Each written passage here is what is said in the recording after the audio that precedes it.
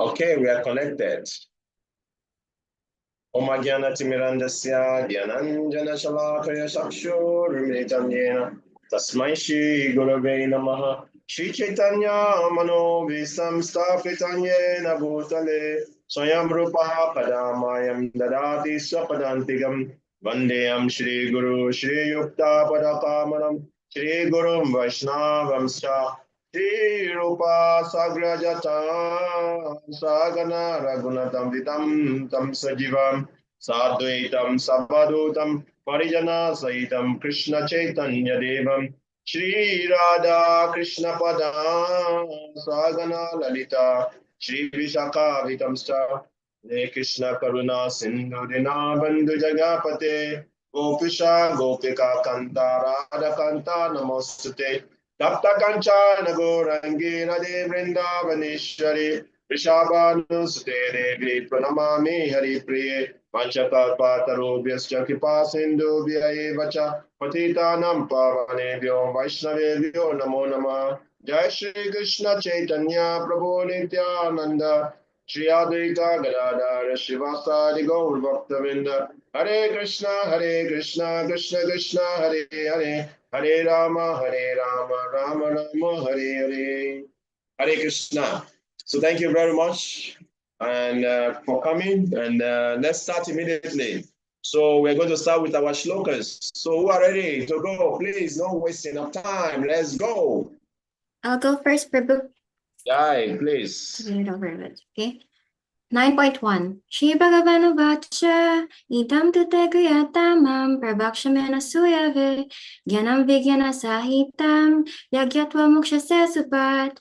Translation: The Supreme Personality of Godhead said, "My dear Arjuna, because you are never envious of me, I shall impart to you this most confidential knowledge and realization, knowing which you shall be relieved from the miseries of material existence."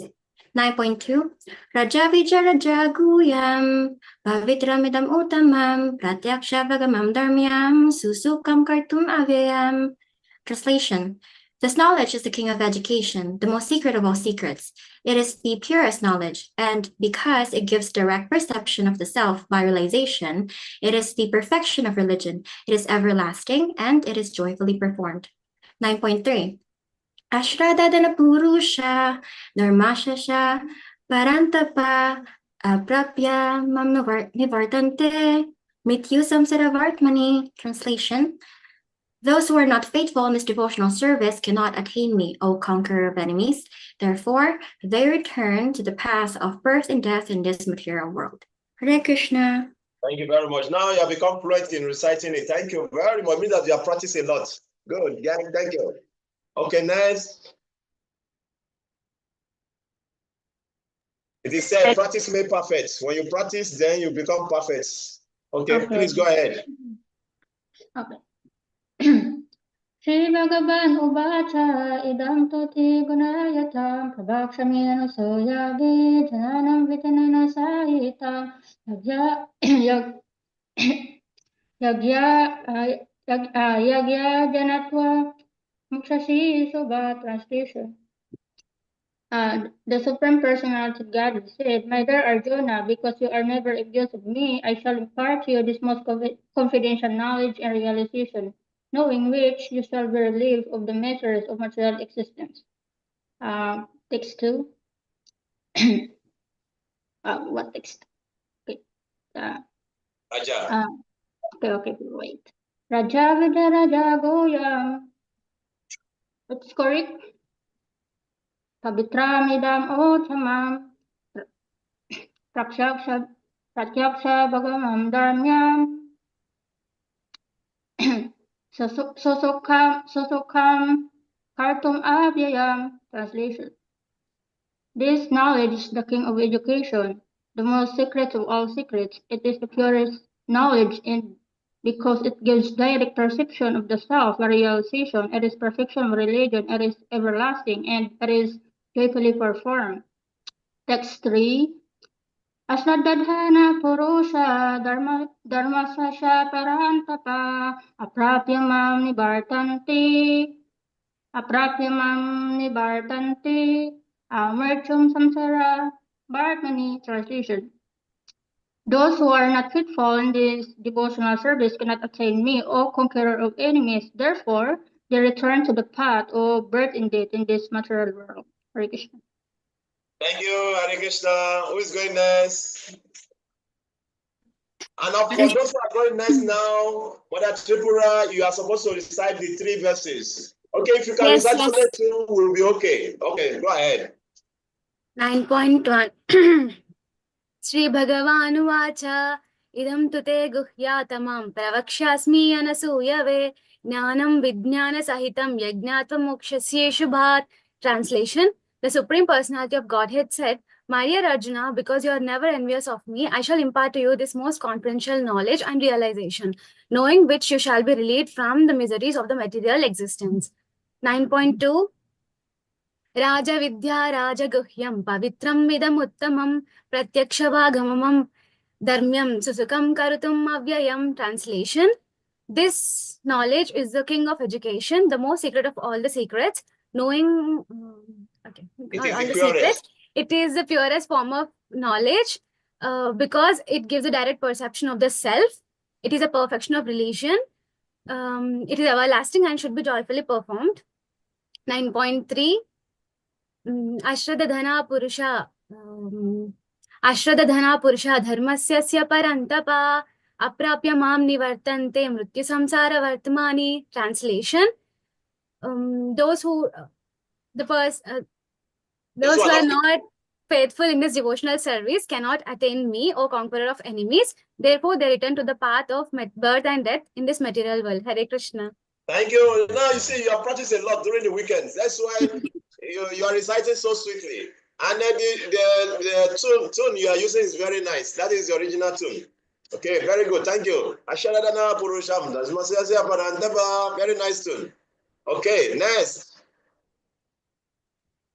Next, Prabhu. Who is taking the bold step? Babani, you are folding your hand. You want to recite, or you are still scared? Shri Bhagavanuvacha idam tu 9.1 Shri Bhagavanuvacha idam tute guyatamam pravakshami anasuyave jnana vijnana sahitam yagnatva mokshasya shubhat. The Supreme Personality of Godhead said, My dear Arjuna, because you are never envious of me, I shall impart you this most confidential knowledge, knowing which you shall be relieved from the miseries of this material existence.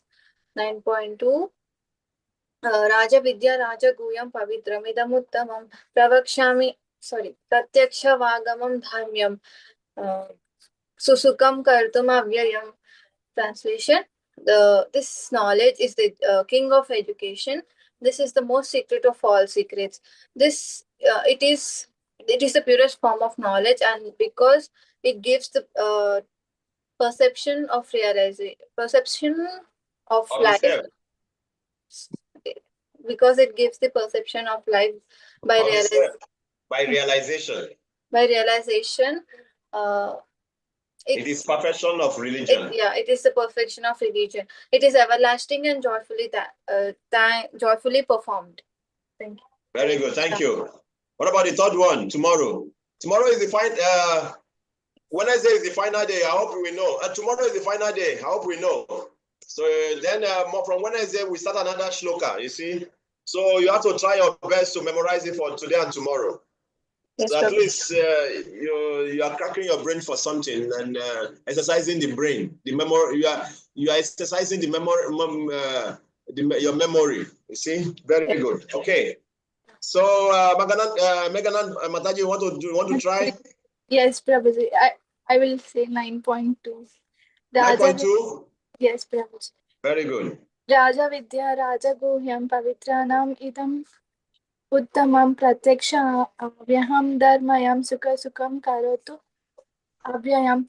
Translation: This knowledge is a king of education, the most secret of all the secret. It is the purest form of knowledge because it gives the direct perception of self-realization. It is the perfection of religion. It is everlasting and joyfully performed.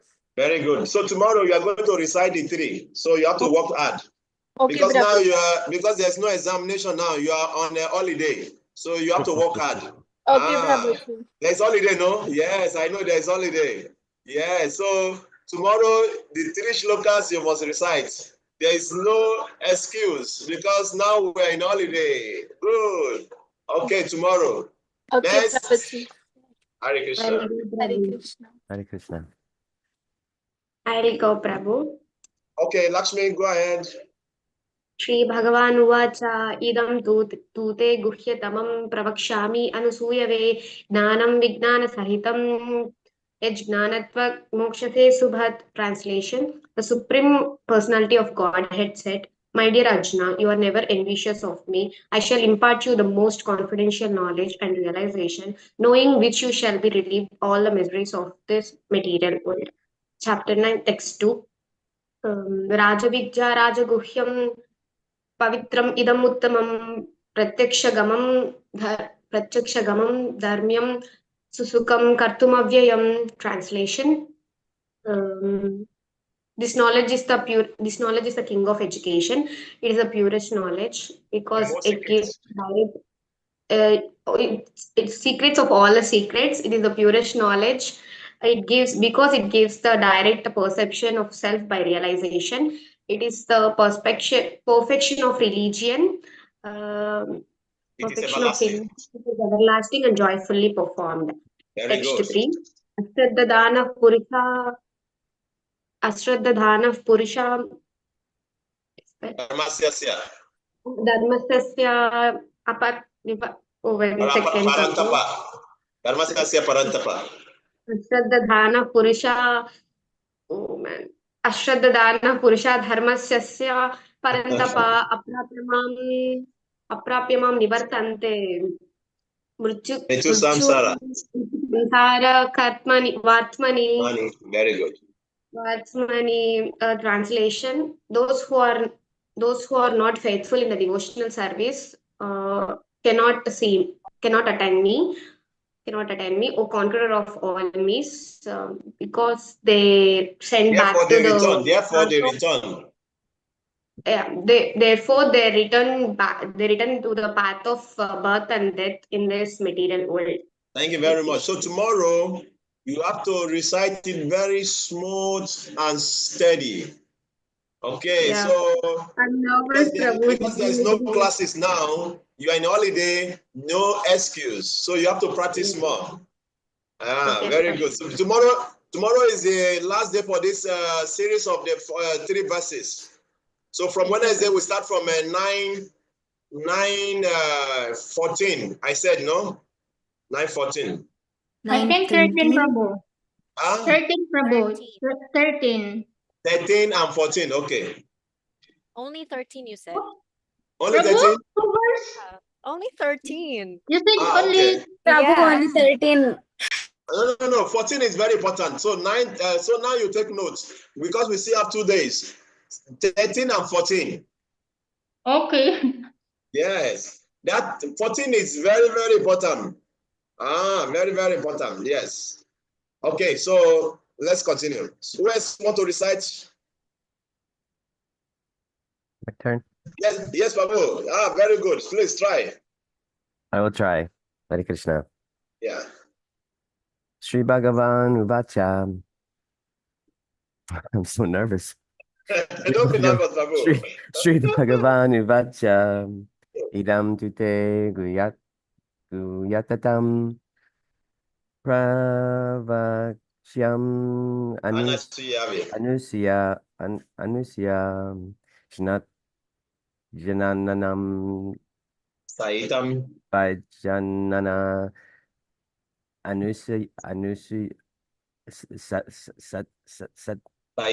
Sat I could do this before. Yeah. No, I understand. Yeah, now you're becoming nervous. Don't worry. So you can try again, no problem. I try one more time, okay? I'm so nervous. I just can't think it once I get nervous. No, in this class, no need for nervousness because we don't kill anyone, we don't rebuke anyone, we don't judge anyone. We just want people to be free and flow, you know? Yeah. I know that, but I'm still nervous. Okay, no problem. I try one more time. Hare Krishna. Okay. Shri Bhagavan Uvacha Idam Tute Guyatatam Paraksyam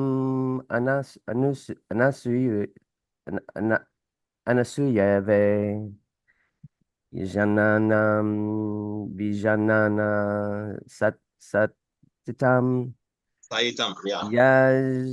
Yatva Mokshashi Sabat. So, but yes. Translation. The Supreme Personality of Godhead said, Dear Arjuna, because you are not envious of me, I shall impart to you this most confidential knowledge and realization of which knowing you will be free of the miseries of the material existence. So, Prabhu, see, if you're finding difficulty with the Sanskrit, so for you only, I can consider you can just do the English memorization, okay? No, I will learn it. Okay. Okay, if you want to exercise your brain, it's okay. But if it's all right, then it's okay. So let's continue. Any other person want to try? At least thank you very much for reciting one today. Maybe tomorrow you should recite the second one. Or tomorrow you'll be holiday also. You will not be coming. Not tomorrow. Okay. Maybe whenever you come next, you recite this test too. Okay. Yes, Prabhu. So who's going next? I'm going next, Prabhu. Madam Yarika, okay. Yes, chapter 9, verse 1, Shri Bhagavan Vacha, Idam tate guyam tamam, pravaksham yana suyave, gyana vigyana sahitam. Oh, I forgot that part again. Yagyatva mukshase subat. Okay.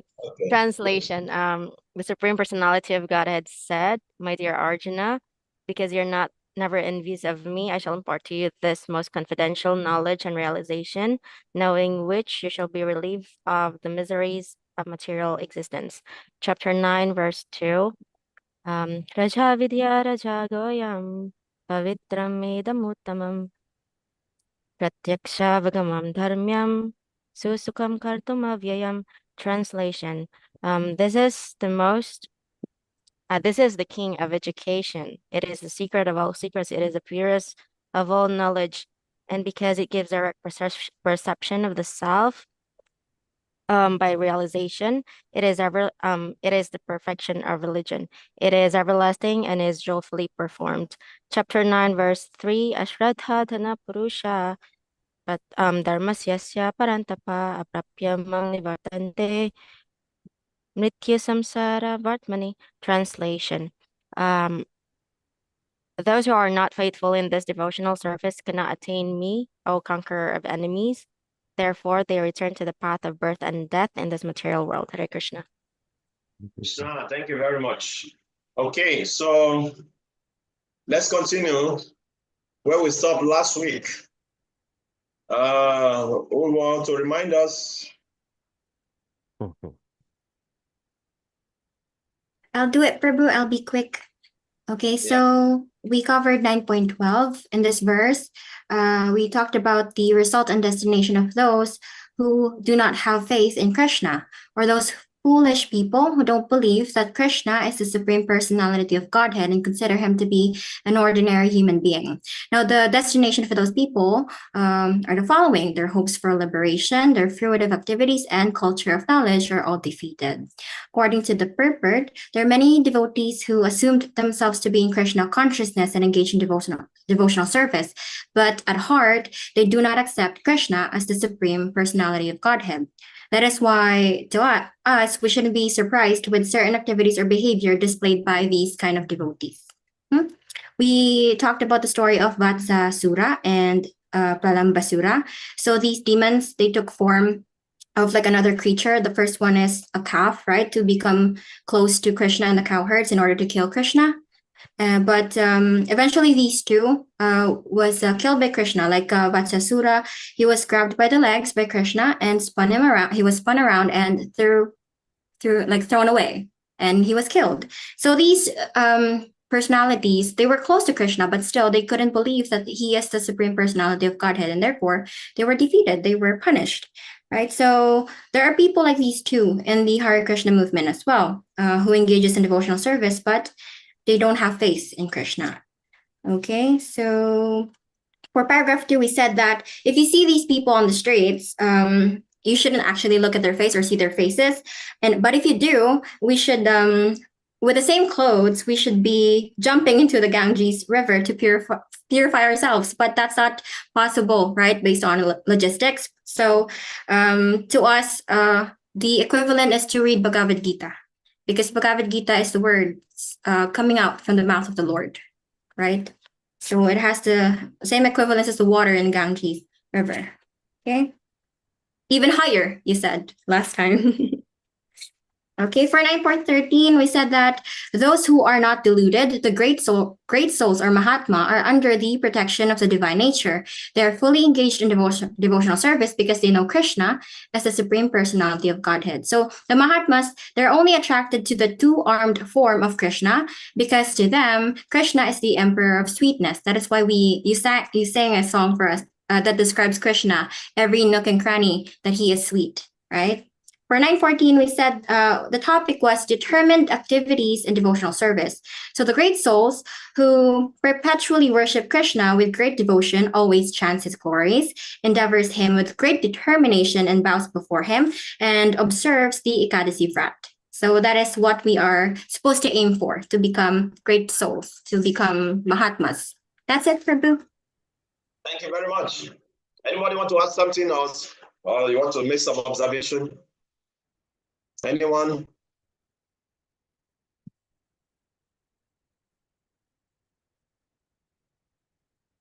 Nobody? Okay, so we continue.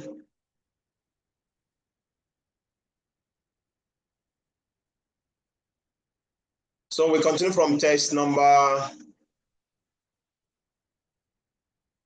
What text are we reading now? 15, Prabhu. 15. Yeah. So in 14, Krishna described the activities of described the Mahatma. In 15, he described the activities of the Mahatmas. 1 minute. And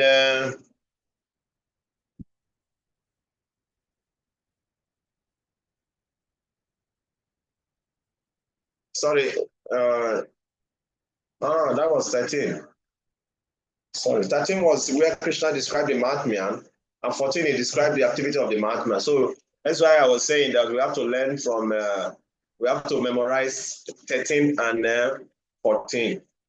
Oh, okay, now. So we have to memorize 13 and 14.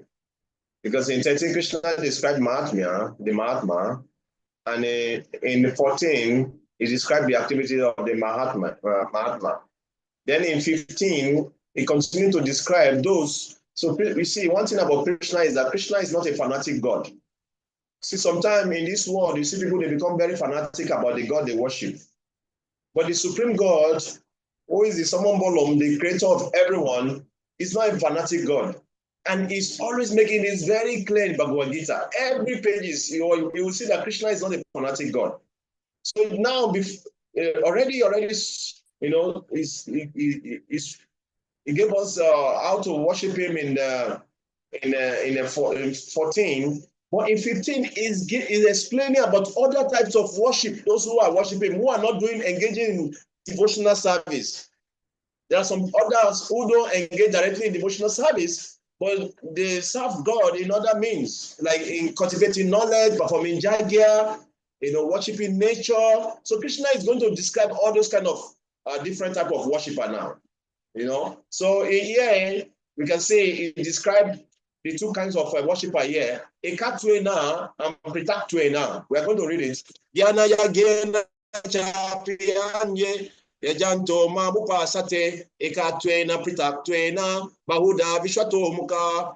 So yeah, Krishna is saying that others who engage in sacrifice by the cultivation of knowledge, worship the Supreme Lord as the one without a second, and as diverse in many, and in the universal form. So here, Krishna described one who worship the monastic worshippers.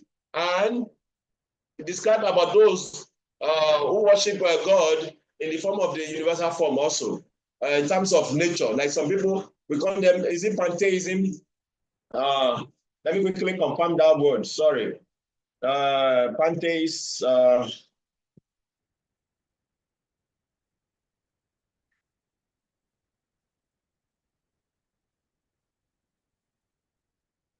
yeah, pantheism. Those who worship God in the form of the universe, who see God in the universe, pantheists. So we have the Krishna described monists, monists here, those who believe that God is one in the impersonal aspect. You see, everything is one at the end. That is the monists. And we have the pantheists who believe that God in form of the Vishwate Mukam in the universal form. Even if you study Srimad Bhagavatam, when Sukadev Goswami started describing about self-realization to Parikshit Maharaj, someone who already destined to die within 7 days, and he wants to know what a dying man should do, what should be his activity, what he should think about. He says somebody he has limited time, to waste. He doesn't have time to waste. He has to focus on the most important prime duty of a dying man. And the old Srimad Bhagavatam was narrated to him. But in the beginning of the Srimad Bhagavatam, Sukadev Goswami took his time to talk about the universal form, meditating on the universal form of God in Canto 2 of Srimad Bhagavatam. You can go and check it. You see, he took his time to talk about the universal form. You see, because it's very, very important for a neophyte to be able to see God in his creation. That is why you see in chapter 7, Krishna talk, I am the taste of the water, I am the fire of I'm the heat of the fire, to be able to see God in the universe is very, very important for us as a neophyte. Very, very important. In that way, we can connect deeply with God. So here, the same thing, Krishna, after having described about always thinking of him, describing his glories, that is pure devotional service. Now he's talking about the cultivation of knowledge, the gyanis, who are impersonalists, and he's talking about those who worship him in the. So let's listen to Srila Prabhupada's purport, then we can talk more based on Prabhupada's purport. Anyone want to read? Yeah, Prabhuji. This verse is a summary of the previous verses. The Lord tells Arjuna that those who are purely in Krishna consciousness and do not know anything other than Krishna are called Mahatma. Yet there are other persons who are not exactly in the position of Mahatma, but who worship Krishna also in different ways. Some of them have already been described as the distressed, the financially destitute, the inquisitive, and those who are engaged in the cultivation of knowledge. But there are others who are still lower, and these are divided into three. 1. He who worships himself as one with the Supreme Lord. 2. He who concocts some form of the Supreme Lord and worships that. And 3. He who accepts the universal form, the Vishwarupa of the Supreme Personality of Godhead, and worships that. Out of the above three, the lowest, those who worship themselves as the Supreme Lord, thinking themselves to be the monists, are most predominant. Such people think themselves to be the Supreme Lord, and in this mentality, they worship themselves.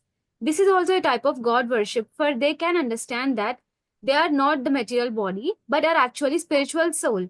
At least such a sense is prominent. Generally, the impersonalists worship the Supreme Lord in this way. The second class includes the worshippers of the demigods, those who, by imagination, consider any form to be the form of Supreme Lord. And the third class includes those who cannot conceive of anything beyond the manifestation of this material universe. They consider the universe to be the supreme organism or entity and worship that. The universe is also a form of Lord. Hare Krishna. Thank you very much. So yeah, Krishna talks. I don't know if you have traveled, like I know about Africa, where I came from, and also I've traveled in India. I've seen how people worship, different kind of worship in India and some other country also. See, if you go to India, you see some people when they wake up in the morning, they have banyan tree in front of their house. They pour water on the banyan tree. They do some puja for the banyan tree.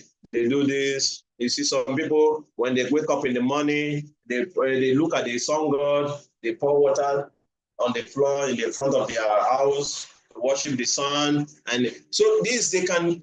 Is this all this knowledge is gotten from this scripture? You know, they can see they can see God in the sun when the sun like rises in the morning, they can feel, oh God has come again to maintain us. So they worship the sun, they worship the banyan tree, because Krishna said, of all the trees, I am the banyan tree. So they can feel God in the creation. And if you go to places like Africa, you see people, they worship mountain, they worship all kind of things, because those people, because they're very close to nature, they try to perceive God through the nature, you see. So that's what here is mentioned. And here Prabhupada mentioned in the purport very clearly that of all these different kind of worship explained by Krishna, those who think that they are God himself is the lowest. Even those who concoct different kind of God to worship, they are still better than those who think that they are God. The Mayavadis, they think that they are God, and because of that, they want to worship themselves. That is the lowest of all kind of worship. And we are going to see, like I said in the beginning, our God is not a jealous God. Like I remember when I was growing up, the Christian, they would preach, our God is a jealous God. You cannot worship any other God except you accept, either you accept him or you go to hell, something like that. So no. Our God is not, Krishna is not a jealous God. Never. He's never a jealous God. And that is why you see, if you go fast forward, if you open to 925, just fast forward, let's fast forward a little bit. You read, Krishna gives explanation that you go to whatever you worship. He's not a jealous God. Somebody want to read? Let's fast forward. Okay, text 25. Those who worship the demigods will take birth among the demigods. Those who worship the ancestors go to the ancestors. Those who worship ghost and spirit will take birth among such beings. And those who worship me will live with me. You Hare see, Krishna. God is never a jealous God. Whatever you worship, that is what you attain. If you worship the demigods, you go to the abode of the demigods. If you worship the ghosts and spirit, like those who worship the ghosts and spirit in the form of a tree or in a mountain, and all, they go to such beings. Some people, they worship the forefathers. They go to their forefathers. If you worship, whatever you worship, you attain. But all this kind of worship, they are materialistic worship. That is what I'm trying to say. But if you worship Krishna, then you go to abode of Krishna, which is eternal. You never come back to this material world. So that is the supreme form of worship. So here Krishna is making us understand that there is a Katwaina and a Prithaktwaina. The worshiper of oneness and those who worship him in diverse form, in universal form. And Krishna explained all this in detail in Bhagavad Gita. And that is why you see in chapter 11, he's going to reveal its universal form to Arjuna. Even though he has described in different chapters how he pervades everything, he's still going to reveal that personality to Arjuna to see. Arjuna, see, behold my universal form, how I pervade everywhere, how I'm everything. You see? So this is Krishna. You see? So here he's talking about this. And the proper particularly has mentioned the three kinds of different, all this worship, and the lowest is those who think that they are God in themselves and they worship themselves, the impersonalists. In India, it's very rampant, very rampant in India. And they call themselves Narayan. Daridra, Prabhupada call them Daridra Narayan, poor Narayan, You see, because they say that, now you have not realized that you are Narayan. Very soon, when you become perfect, then you know that you are Narayan. What is this? Krishna did not come to realize that he's Supreme God at a particular age, or at a particular time. Even when he was a baby, Putana came to kill him. Putana, actually, all the demons in the Krishna book, they represent some different anarthas in our hearts, as explained by Srila Bhaktivinoda Thakur. So when Putana came to kill Krishna, Putana is considered to be Siddho Guru, that fake guru. You see, because when Putana came to Vrindavan, Putana disguised herself. She transformed herself. Even though she's a witch, but she looked so attractive externally. She looked so beautiful, like a demigoddess. So no one could even stop her. Just seeing how beautiful she was, nobody could stop her from going to Krishna. Sometimes we see people like that, they look so very okay outwardly, but inside is very dangerous. You see? So Putana was like that. It would look very nice outside, but inside was very dangerous. Was going there to kill Krishna. You see? So Krishna was just a baby. And when Krishna sucked out the life of Putana, Putana took a gigantic form. It is described that she became 12 miles. What is the distance of 12 miles? I want somebody to tell me in practical. Let's say if you are in Makati, what would be the distance of 12 miles from Makati, let's say from the temple to another city? Anybody want to give an example, just to give some imagination how big Until Las Pinas, Prabhuji, it's 19 kilometers it's showing. So it's until how many kilometers? 19.300, yeah, 19 kilometers. 19. Okay, let's say very close to how many kilometers? 19 is 19 kilometers to Las Pinas from Makati, from our temple. Yes, So Prabhuji. how many kilometers make 1 mile? How many kilometers make 1 mile?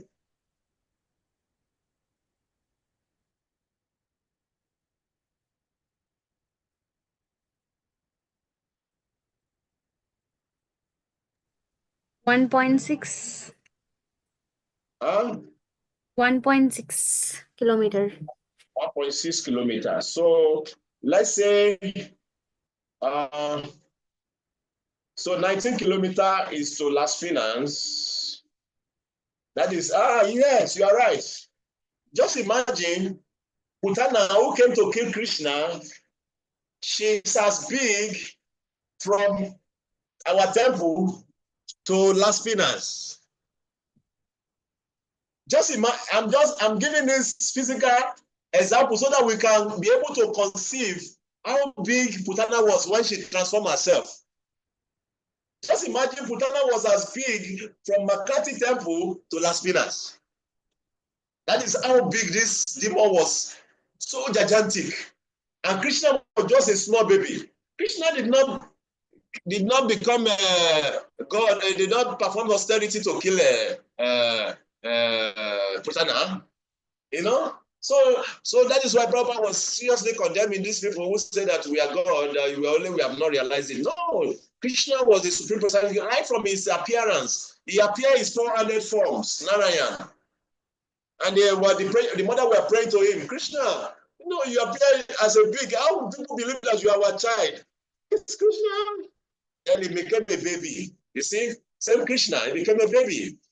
And the same baby killed Putana, the witch. You see? And there's another demon, Trinavata. He was taking Krishna on a ride. Actually, Krishna wanted to see the whole view of Vrindavan. So Trinavata took Krishna up in a whirlwind, and he was taking Krishna off, and Krishna was enjoying the view. Oh, wow, beautiful Vrindavan. You know?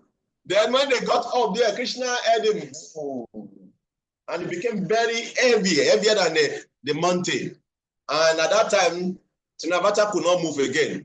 It was like carrying a big burden, and it was pushing him down. So he also fell from up, head down, and smashed his head on a stone. So Krishna was a baby crawling at this time. You know, when Krishna lifted Govardhan Hill, it was just according to material calculation, it was just 7 years old. How can when you go to Vrindavan today, for you to go around Govardhan Hill, it will take you nothing less than minimum 6 hours. 6 hours. But when Krishna was small, he lifted his Govardhan Hill as a baby, 7 years. He lifted it up for 7 days. 7 days, he didn't carry lifts. It was not weightlifter to carry Govardhan. He was not practicing weightlifting. No. And Krishna carried Govardhan with his smallest finger. You see, with the smallest pinky finger. Actually, it was described in Krishna book that Krishna picked up Govardhan like a child pick up a mushroom. You see? So that is the Supreme Personality of Godhead. We should read, Prabhupada translated Prabhupada was in urgency that he thought that he would not be able to translate would not be able to finish the Srimad Bhagavatam. So he translated the Krishna book completely for us so that we can read. We should read Krishna book every night before we sleep, if possible, if you can. It's very, very wonderful. Krishna book is very sweet. You read from beginning, just read maybe 1 page a day. You read a page a day. It is said there's one app. It's called Page by Page. You become a sage. You see, page by page, you become a sage. So you can just read a page a day. A page, just a page. Don't stress yourself. If you don't have, Oh, very good. Oh, you are reading every day. Oh, very nice. You see, so you can read page by page every day. You know, when you start developing taste for it, then you can read more than one page.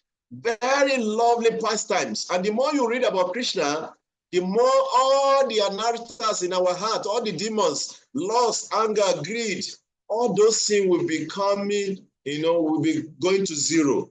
The more we read about, because Krishna has come to kill all these demons. And all these demons that Krishna killed in Vrindavan, they represent something in our hearts. Different things. But mind you, although this is not the topic we're discussing today, but we'll just chip it in. There are two demons that Krishna did not kill. Pralambasura and what is the name of that other demon? Dhenukasura. Krishna did not kill these two demons. Pralambasura and Dhenukasura. Dhenukasura represents gross ignorance. Gross ignorance. Krishna will not remove your ignorance. Okay? You have to study the scripture. You have to read it. You have to study for your ignorance to be destroyed. You see, you have to acquire knowledge from the spiritual master. The ignorance, Krishna will not help you. You have to make endeavor. You have to make endeavor. You see? And the another one, Krishna did not kill is Pralambasura.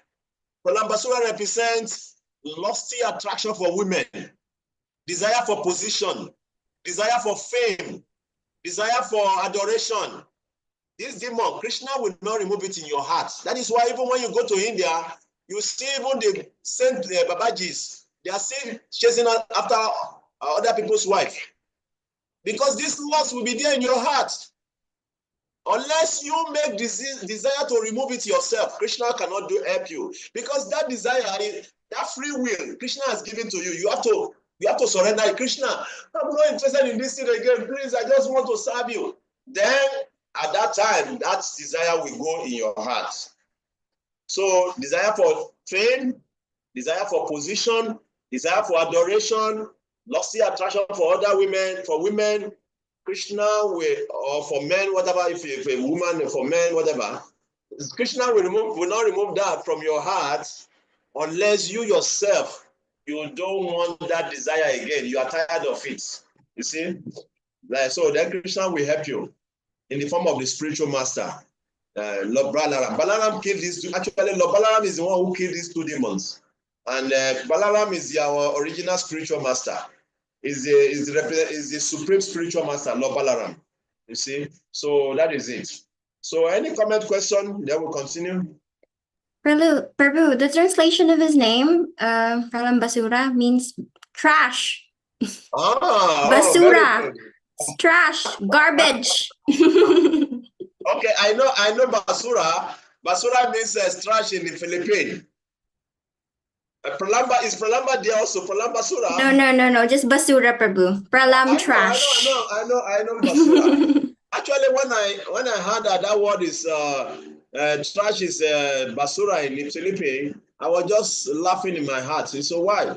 You see, Asura, all these Asuras, all this trash in our heart, we have to remove them. All the Asuras. You see, because many of us, we have made our heart to be trash. We keep all these dirty things: anger, greed, illusion, envy. Some people, they can be envious. Oh, Krishna. Once they start talking good about others, the envy will just be swelling. Why him? Why her? The envy will just be swelling, Like, don't please calm down. Calm down. You see, if we are envious, means that we don't understand the supremacy of God. We don't appreciate Krishna. We don't know that. We don't have faith in Krishna. Because whenever we see any great quality in someone that is being praised, we should know that, wow, Krishna is so wonderful that make this person have this quality. We should appreciate Krishna in that person. So, because if you are envious, means that you are envious of Krishna ultimately.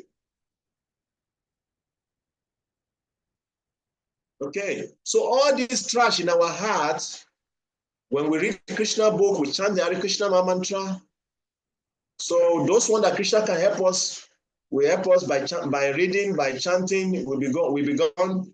And those ones that our spiritual master will help us, like Pralamba Surah and Denuka Surah, by following the instruction of our spiritual master, all these other demons will be gone also. So it's very, very important. So like I was saying, all these monies who think that Mayavadi, actually Chaitanya Prabhu says that Mayavadi Krishna Parade, they are very offensive because they think that they are God.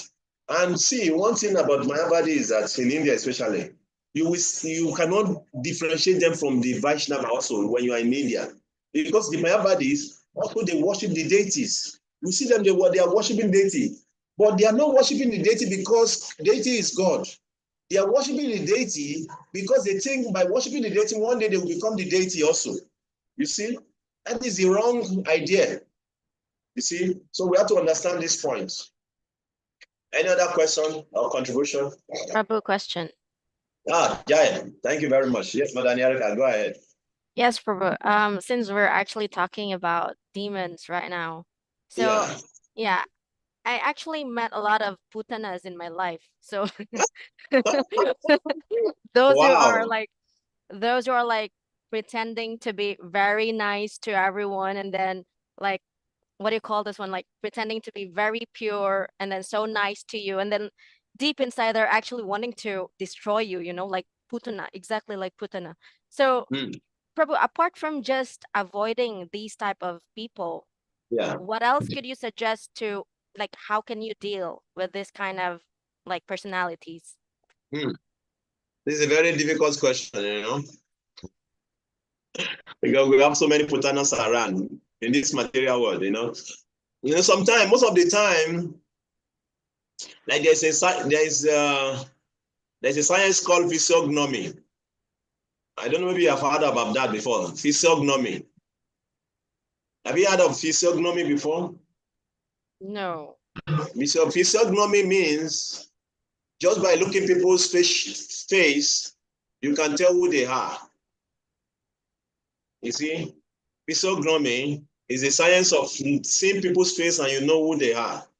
You see, so like in Garuda Purana, there's a little description about physiognomy. Like if somebody has an overshape, it will behave like this. If somebody have this kind of shape of face, it will behave like that. If somebody has a square face, it will behave like that. If somebody has, our faces tell who we are actually, because we don't have the same face.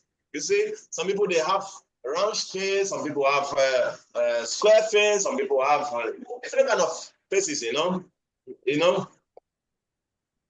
So the thing that is there is that as a devotee, sometimes we cannot tell. You see some people, I've seen many times, some criminal, they look so handsome. If they tell you that this person is a criminal, you will never believe. The face is so deceptive. Where are you seeing criminals that looks handsome? Where? I've seen in my country. There really? are, yes. I see In the that too. Philippines, they don't I don't know about Philippines, but I've seen in my country. I see that too. Probably said? I see that as well. Yes. If they tell you that this person is a criminal, you will never believe. The face looks so innocent, so gentle, and it's that gentle and innocent face they are using to deceive others. You see. So even police will not be able to detect them. Even police, they learn the art of physiognomy, reading body expression, the face. They study that also, but even police cannot detect this person. You see. Psychopath. So like that. So when we come close and we come to find out that this is the kind of personality, there's nothing you can do but just to avoid them. You see, to avoid them, there's nothing you can do. Because if somebody externally is so nice, but inwardly is so destructive, or is wants to destroy somebody else, there's nothing you can do. Sometimes it's just due to maybe trauma from the past experience or life. that is make them to act contrary like that, you know. You can never tell, you know. So, but you know, sometimes if there's nothing we can do. If somebody want to destroy you, you have to avoid them. There's nothing I can do. There's nothing where someone can say about that. Yeah, I know. I've not seen any scripture who say that you should embrace a snake or embrace a scorpion. You know, I've not seen that. If somebody is going to harm you, you have to avoid the person. If you find out that the person is going to destroy you, you know. So as a devotee, we should be nice both outwardly and inwardly. You know, that is the devotee. A devotee means, you know, your outward expression is not different from your inward expression, you know. So as a devotee, we should be nice to everyone, actually. And actually, Krishna is pleased when you are very nice to everyone. It's mentioned in many places in the scripture that Krishna is pleased with a devotee who is nice to everyone. You treat everyone equally. You see, Krishna become pleased with such a devotee. Sometimes we get so much mercy, we don't know why. Sometimes just because we are very nice to everyone. So you have to be, you know, as a devotee, we should not show a particular face, then inside is something else. Then that is not very good. And also, you cannot hide it for a long time. People will come to discover also. You see, because in my country, there's a general saying, I don't know how to say it in English, but I will say it and I will translate it. They say, Efi iniwa, you know? So it is said, did you understand my language? And no, nobody can understand it. You know, it sounds like speaking in tongue, you know? So like, it is saying, Efi iniwa means our behavior is like a smoke. You see, you cannot cover it for a long time. It will start finding out ways to come out from where you are covering it. You see, you cannot pretend for long. Your real nature will come out. You know, people will push you to the wall that you say, I can't take it again. Who I am, yeah. Is that you know, like that? You just show your real nature. You know, you cannot hide it again. You see, because it's like you have been pretending and been pretending. See. Now, this is a question. I brought another topic. So maybe we have to digress a little bit about, there are two kinds of pretension. Actually, we are all pretenders. We are all pretenders in this world. We are all pretenders in this world, actually. We are all pretenders. When we meet people, if they are good to us, we are good to them. We are pretending because if somebody is bad to us, then we show our real nature. You see? So it's pretension. We are pretending. See, we are pretenders. So if somebody is good to us, as long as he's good to us, we are good to them. If the person change, okay, also me also, I'm very bad. I can be very bad also. You see, that is pretension. You see, we're always hiding our bad nature, you see. So here, Bhakti Shastri Maharaj talks about pretension.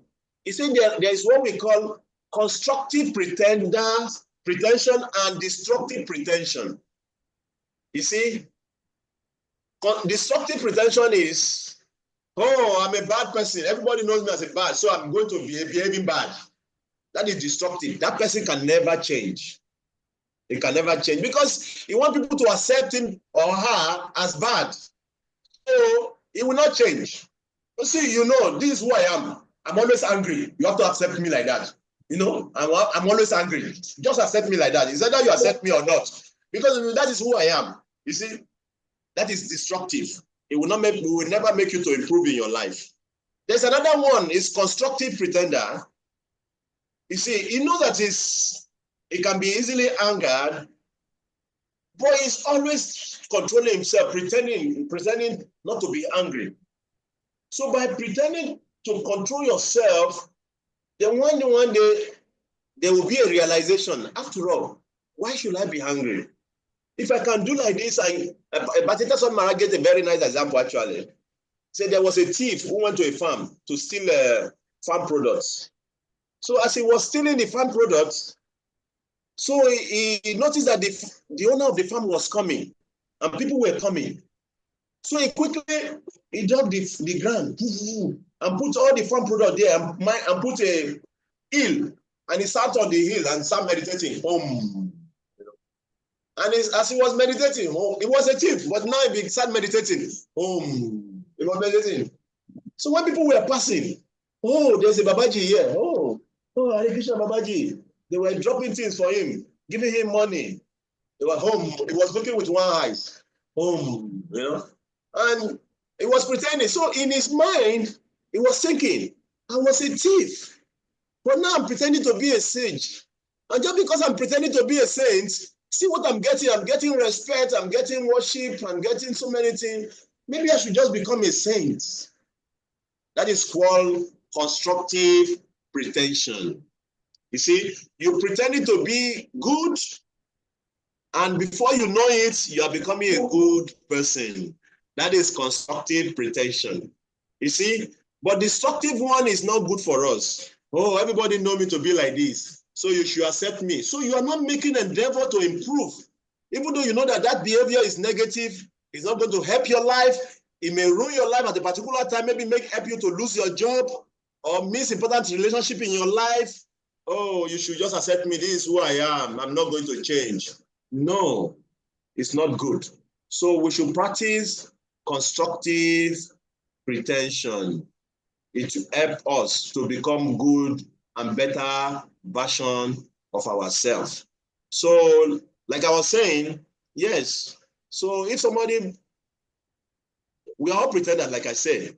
So if somebody is pretending to be good, and later you find out that the person is not good, there's nothing you can do about it. The person has shown his real nature. He doesn't want to continue the goodness. So you avoid such person. There's nothing we can do about that. So, okay, Mataji? Prabhu. Yeah. Any other comment or question? I have another question.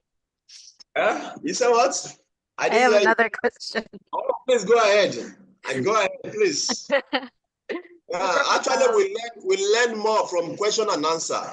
Just like the Srimad Bhagavatam is more or less like question and answer, the Bhagavad Gita is more question and answer. So there's more learning done when there's question and answer, actually. Okay, so please go ahead. Yeah, Prabhu, but before I ask the question, I'm not sure You have to put your mic in your mouth. Okay. Thank you.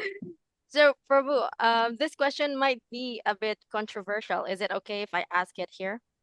As long as it's not attacking any personality. No. Okay.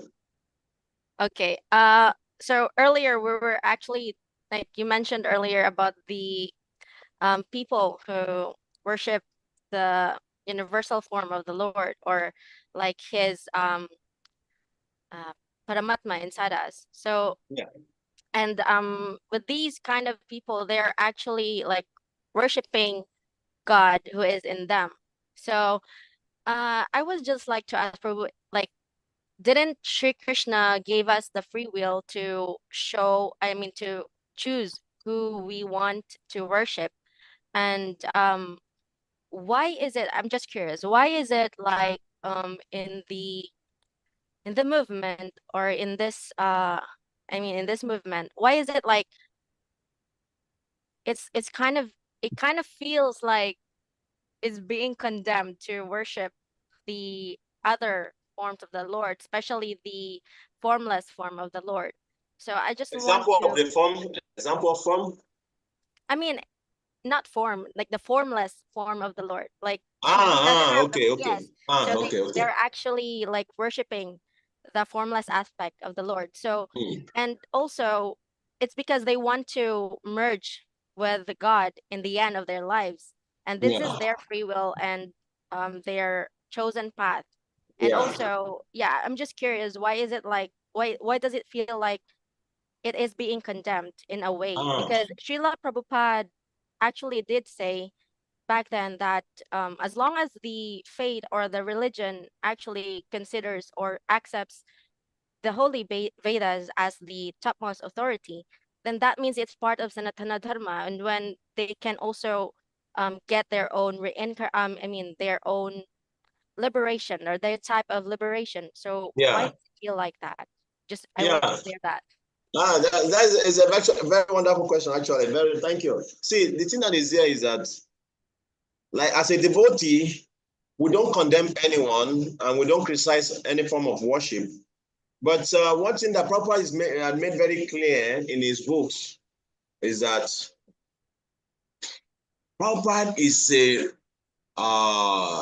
what do you call it? Ambassador for Bhakti. You see? And so in his book, he's made it very clear, no compromise. When it comes to Bhakti, devotion to Krishna, there's no compromise. Prabhupada will not glorify any other thing but Bhakti, because he's a pure representative and ambassador for Bhakti, especially in this age of Kali. You understand? And that is why when you read Srila Prabhupada's pranam mantra, he say, Namaste Saraswati Devi, Gauravani Pracharini, Nirvishesha Sunyavadi. Prabhupada, he has come to preach against Nirvishesha and Sunyavadi. These two kind of philosophers. Nirvishesha means those who are worshiping the formless, and Sunyavadi is those who want to become zero. It's directly talking about the impersonalists and the Buddhists. So Prabhupada has come to, to nullify these two philosophies in the Western world. That is what you hear from his in his pranam mantra. You see, Nirvishesha Sunyavadi Pasyatya De Shatarin. That is what he has come to do in the Western world. You see, because of this impersonalist philosophy, he has infiltrated all over the world. Even the so-called Christian Muslims, they are impersonalists in a subtle way.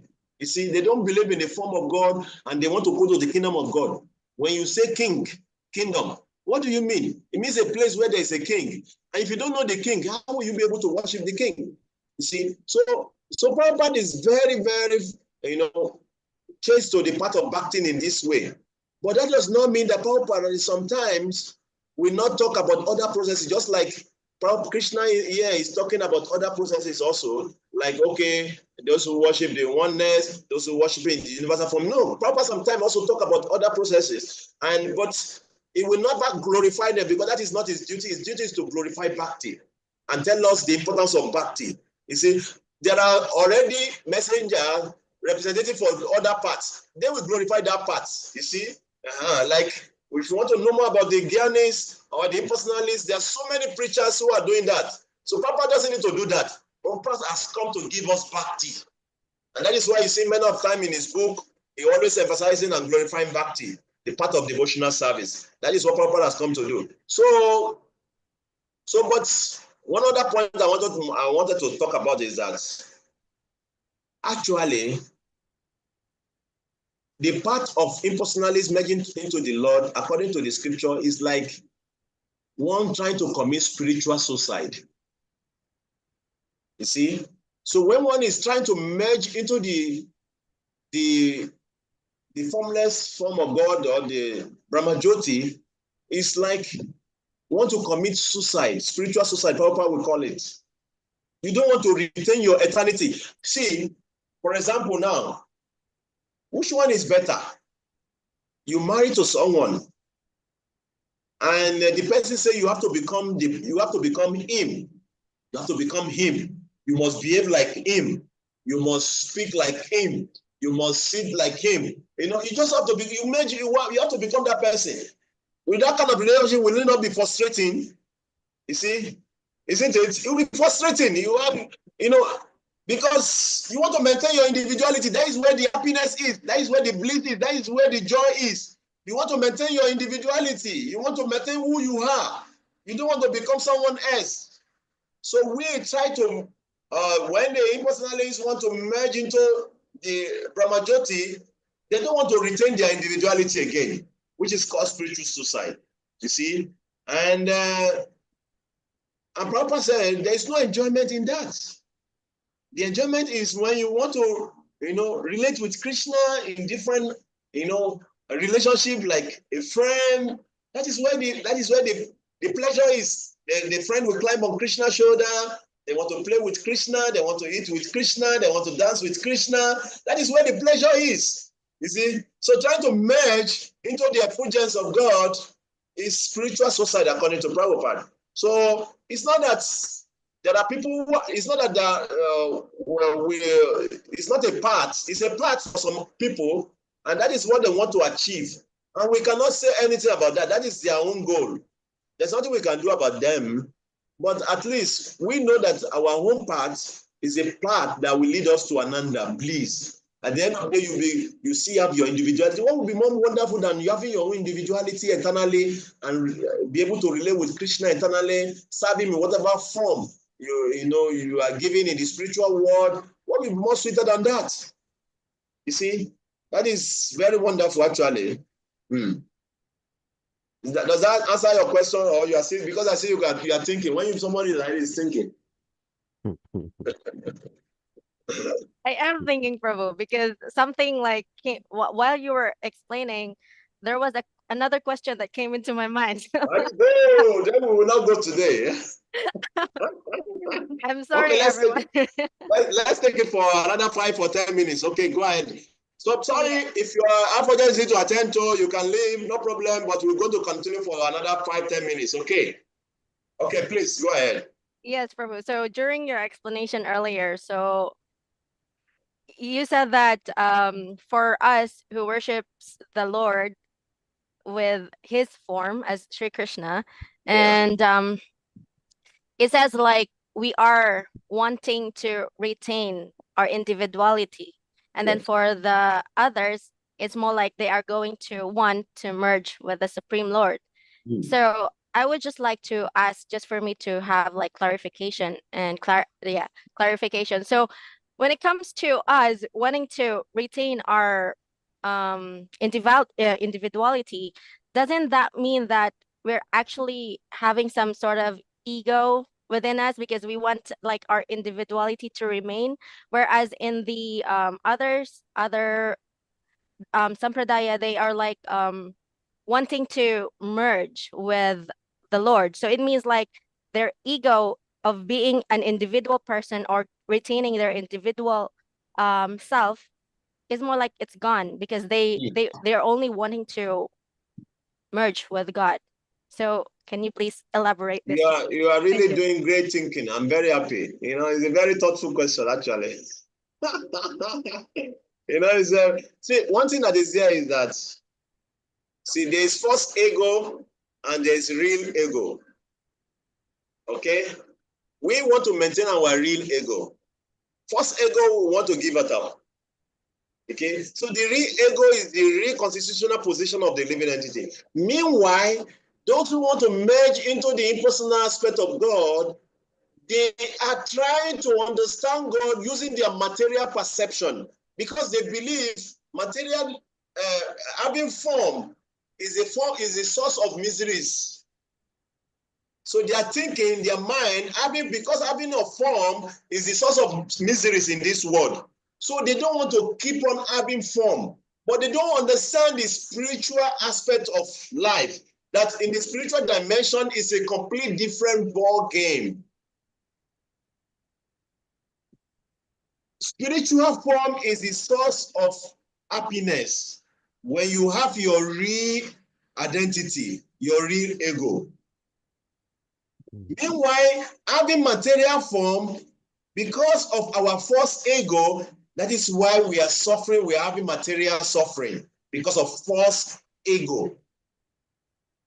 But when we attain our real constitutional position and we have our real ego, which means we are eternally servant of Krishna, we are not Krishna competitor, that is the beginning of spiritual bliss. They don't understand this aspect of spirituality. And that is why they want to end all forms. They don't want to have anything to do with forms. Same thing with the Buddhists who wants Sunyavadi, who want to become zero. Because according to their own perception, anything that has to do with form is the source of miseries. So they don't want to have anything to have to do with form. So this philosophy, they are good at themselves to help those people who love that, who have attraction for that kind of philosophy. But for one who are fortunate to come in contact with pure devotee of the Lord, for them, this kind of philosophy is like, what is this? Why should I become zero or merge? I want to have my real constitutional position as a servant of Krishna eternally. Because actually it is mentioned by Srila Rupa Goswami in the Nectar of Devotion. See, people who realize that Brahmananda, trying to merge with the Lord, realizing the Brahmananda, the Brahma Jyoti, it is considered that the bliss they experience is like the drop of water from ocean. Meanwhile, understanding and being reinstated in your constitutional position is like swimming in that ocean. Just imagine a drop compared to the ocean itself. It's described very wonderfully by Srila Rupa Goswami in Nectar of Devotion. You see? So if you want to know more about this, you can read the first chapter of Nectar of Devotion, which if by Krishna mercy, if we continue our study after Bhagavad Gita, that is what we are going to do. Study. You see? So, but it is clearly mentioned there how if one who have attained pure devotional service to Krishna derived impersonal liberation. And that is why of all five kinds of liberation, Sayujya is not considered by a devotee. You see? Because for devotee, they don't even want to appreciate it at all. They say for devotee, they say, okay, Sarupya having same form with the Lord, Shastri having the same opulence with the Lord, Samipya, Salokya having staying the same planet with Krishna, Samipya, and all these four kinds of liberation. Devotee can still appreciate that. But Sayujya, which is having oneness with the Lord, devotee, they don't appreciate this at all. Because they know by understanding your real original constitutional position, your swarupa, you know, in the bliss, the happiness of that, it surpasses the Brahmananda happiness. I don't know, maybe I'm able to try to clarify your question because it was a well thoughtful question, no? Okay. Thank you very much. Now, we were thinking we would spend up to 8:10, but now it's 8:07. Thank you very much for your attentiveness and the austerity to come and we start studying this together. Actually, we are going slower nowadays. Sometimes we are taking one verse, sometimes half verse, you know. Don't worry, it's okay. It's study. We are studying. I remember when I was a Christian, we used to do Bible study, you know. Then we study the verse and go different angles. So it's very good, actually. So we don't need to rush it because we are working with eternity time, you know. So we take our time. You know, we are working with we are not working with material time. We are working with the eternity time. So we take our time to swim in the ocean of Bhagavad Gita. But by the time we get to Srimad Bhagavatam, I'm an old lady. We need to double time. We need to pace it up. Why are you in a hurry? Okay, no problem. So don't worry. I will try to fulfill everyone's desire. I will try my best. We will increase our speed, but at the same time, try to scrutinize every verse also. Okay. Thank you very much. Hare Krishna. So see you Hare tomorrow. Krishna. Thank you so much. So if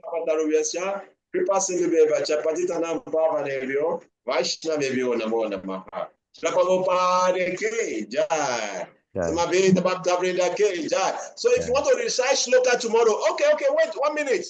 We already said on Tuesday we will start 6:30. Yes. 45. Oh, sorry, 6:30. No, because 6:30 because Tuesday we normally do. If we start by 7 o'clock, we do 30 minutes. So I want us to have our 1 hour on Tuesday also. So I said we will start by 6:30. Is that okay? So tomorrow we are starting by 6:30. Is that okay with everyone? Yes, Prabhu. Yes, 6:30 we start tomorrow. So if you want to recite your shloka, see this shloka, recitation of the shloka is not by force. You see, it's we want people to be able to enjoy trying to recite the shlokas. So if you want to recite your shloka, please come earlier. Take turn by turn. We don't need to call your name. If you are prepared for the shloka, just when someone is finishing, automatically you recite. Because I don't want to embarrass someone by saying, I call somebody and say, probably I'm not prepared. So I will not call names. So when we come, you just take turn by turn. If you are not reciting, means you are not prepared. I will not bother you. Okay? I don't want anybody to do because of shloka not coming. I don't want to do that. Okay? So I want everybody to come. If you are ready for the shloka, once somebody is finishing, just take time, take cue.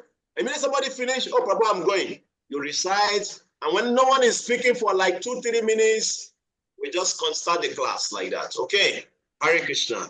See you tomorrow, Hare 6:30. Krishna. Shila Prabhupada ki Jai.